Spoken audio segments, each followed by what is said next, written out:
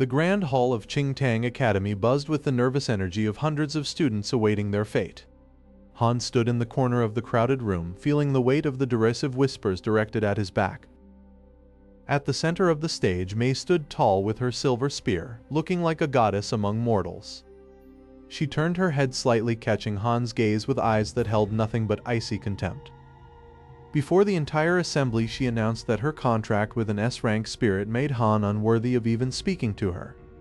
A wealthy student named Lu stepped forward, wrapping his arm around Mei's waist to emphasize Han's total defeat. Han felt the sting of hot tears, his mind flashing back to the years he spent doing her chores and homework. The crowd erupted in laughter, calling him the Liquor King who finally got what he deserved.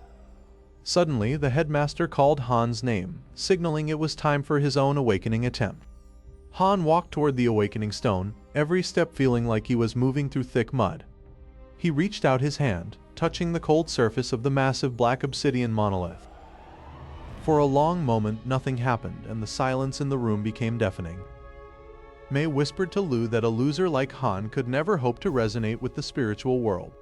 Then a massive shockwave erupted from the stone, throwing the instructors back several feet. A pillar of pure golden light tore through the ceiling of the academy, reaching into the very heavens. In the center of the radiance, ancient musical notes began to swirl around Han like a protective barrier. The headmaster's jaw dropped as his handheld scanner beeped wildly before shattering from the power levels. Above Han's head, 3 massive letters materialized in the air: SSS. The entire hall fell into a state of absolute paralyzed shock. As the light faded, thousands of high-tier spirits descended from the sky, offering themselves to Han. Lu yelled out that this must be a mistake, claiming the power should have been his. Mei watched with trembling lips, her silver spear feeling suddenly dull and insignificant. Han ignored the legendary spirits and walked toward a dusty, cracked corner of the spirit realm portal. There, sitting in the dirt, was a small, rusted bell that looked like a common piece of junk. The crowd began to jeer again, laughing that the SSS-Rank genius was choosing an E-rank trash spirit. The headmaster rushed forward, begging Han to reconsider and choose the divine dragon spirit instead. Han simply smiled, his eyes seeing through the rust to the cosmic energy hidden within the bell. He placed his hand on the bell, and the rust began to flake away, revealing shimmering celestial silver. Mei stepped forward, trying to apologize and reclaim her place by his side now that he was powerful. Han didn't even look back, his voice cold as he told her that some bridges are burned forever. Lu, humiliated by the rejection of his girlfriend, summoned his own A-rank beast to attack Han. Without turning around, Han flicked his finger, and the tiny bell emitted a single crystalline note. The sound wave froze the air itself, shattering the A-rank wolf into thousands of harmless glass shards. Lu fell to his knees, his spirit animal destroyed in a single second by an E-rank toy. The headmaster realized that Han hadn't just awakened to power but a forgotten primordial authority. Far above the academy, a dark cloud of Zerg insects began to gather, drawn by the massive energy spike. Alarms began to blare throughout the city as the threat level rose from green to a flashing red calamity. Students scrambled for the exits, the joy of the ceremony replaced by the primal fear of the Zerg. Han gripped his new companion tightly, feeling a strange synchronization between his heartbeat and the bell. As the first insectoid leg pierced through the glass dome of the academy, the bell began to ring on its own. A voice echoed in Han's mind, asking if he was ready to rewrite the laws of time and space. Outside the hall, a shadowy figure from the Guardian organization watched the golden light with a sinister grin. He whispered into his radio that the Chronos key had finally appeared, and the harvest could begin. Han looked up at the swarm, his fear completely replaced by an ancient, cold fury. He took a single step forward, and the ground beneath him turned into a clock face made of burning light. Mei looked back one last time, only to see Han's figure vanishing into a blur of impossible speed. The Zerg monsters screamed as they were suddenly frozen in mid-air, unable to complete their descent. Han appeared behind the lead monster, his hand already on the bell's handle for a finishing strike. As he struck the bell once more, the entire academy was engulfed in a shockwave that silenced the world. But as the smoke cleared, Han was gone, leaving only a single glowing feather on the floor. In the distance, a second swarm 10 times larger than the first appeared on the horizon. Could Han's new power truly save a city that had already turned its back on him? Han walked through the sterile white corridors of the Guardian Organization headquarters with a renewed sense of purpose. Every step he took resonated with the hidden golden energy of the ancient divine artifact resting within his soul. He was assigned to Team 0527, a unit widely known as the dumping ground for the city's failures and misfits. As he entered the squad room, the heavy scent of stale coffee and unwashed combat gear hit him instantly. 3 exhausted hunters sat slumped over their desks, their eyes devoid of the spark of hope. Suddenly, Han's vision flickered as his divine artifact pulsed with a warning of impending danger. He noticed a strange rhythmic twitching in the neck of the squad leader, a veteran named Captain Mao. His SSS-Rank Chronos master ability allowed him to see the flow of life force, revealing a dark mass beneath Mao's skin. It was a Tier 3 parasitic Zerg worm, a creature that slowly devoured the host's consciousness from the inside out. Without warning, Han lunged forward and pinned Captain Mao to the desk, startling the other team members. "Don't move if you want to live," Han growled as the others reached for their weapons in confusion. He channeled a precise needle of golden energy into the back of Mao's skull, targeting the parasite. A shrill, inhuman screech echoed through the room as the worm was forced to manifest its physical form. With a swift flick of his wrist, Han incinerated the vile creature before it could find a new host. Captain Mao gasped for air, his eyes finally clearing as the mental fog of the parasite vanished. "Your equipment has been tampered with," Han stated, pointing to the standard-issue healing vials on the desks. He smashed one vial open, revealing dozens of microscopic Zerg eggs swirling within the liquid. The squad realized they were being systematically infected by someone within their own supply chain. "Official Who is the one who signs off on these supplies?" Mao whispered, his voice trembling with betrayal. At that moment, the door slid open to reveal Official Who himself, flanked by 2 elite S-rank bodyguards. Who looked down at the mess on the floor with a sneer of utter contempt. "It seems our new SSS-Rank prodigy has a habit of sticking his nose where it doesn't belong," Who remarked dryly. Han stepped forward, his golden aura beginning to radiate from his skin like a miniature sun. "Using Zerg parasites to control the hunters is high treason," Han declared, his voice echoing with divine authority. Who chuckled, signaling his bodyguards to draw their high-frequency vibration blades. "In this building, I am the law and you are just a troublesome brat with a fancy title," Who spat.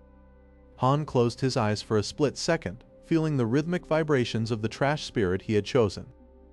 An ancient musical staff appeared in his hands, hummed with a frequency that bypassed physical armor. He struck the floor once, sending a shockwave of sound that paralyzed the approaching bodyguards.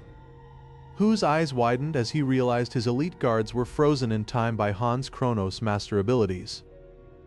Han walked slowly toward the corrupt official, the sound of his footsteps echoing like a funeral knell.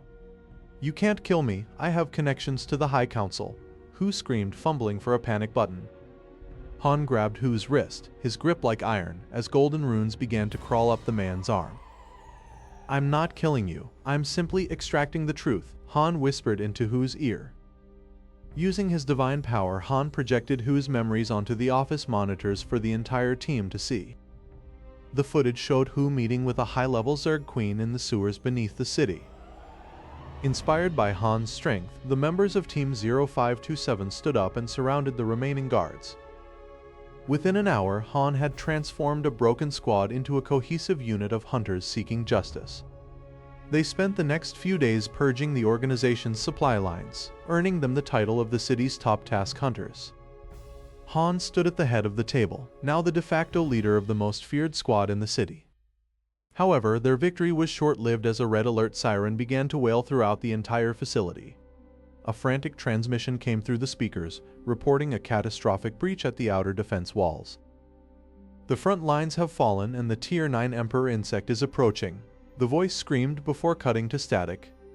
Han gripped his divine staff, knowing that his training was over and the real war had begun.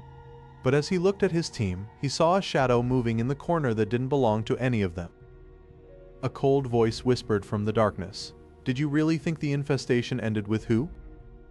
The cold whisper from the shadows faded as the ground began to tremble beneath Han's boots.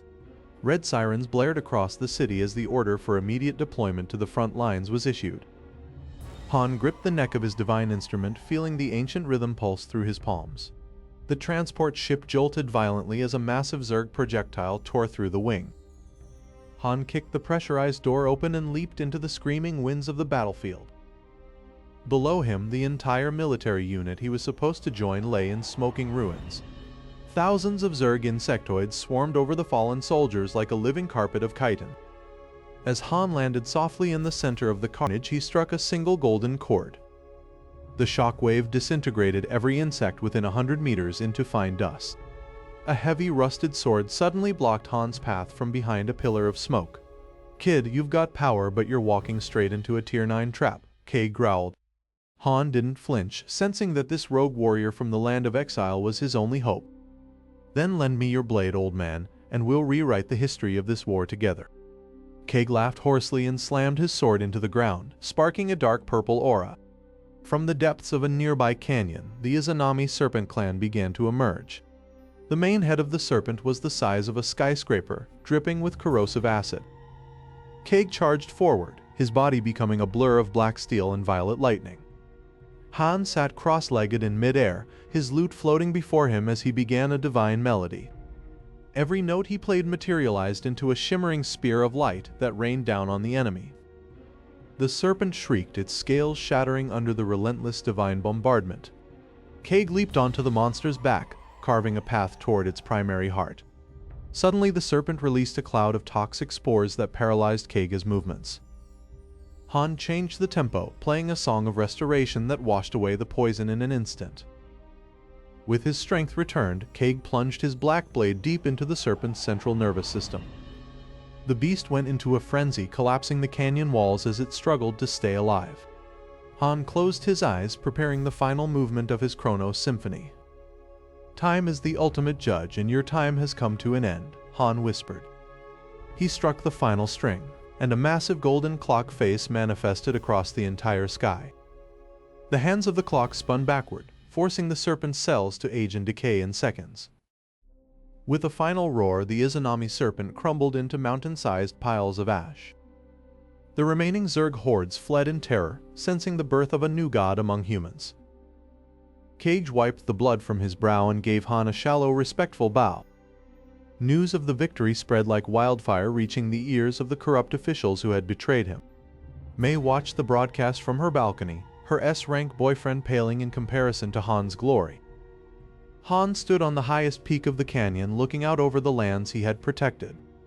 The E-rank trash spirit at his side transformed into a beautiful, winged divine maiden. "We did it, Master," she whispered, her voice echoing like a celestial choir. Han looked toward the horizon, knowing that the Zerg emperors would now fear his name. He raised his divine instrument one last time, sending a wave of peace across the entire world. The journey of the liquor was over, and the era of the Chronos Master had truly begun.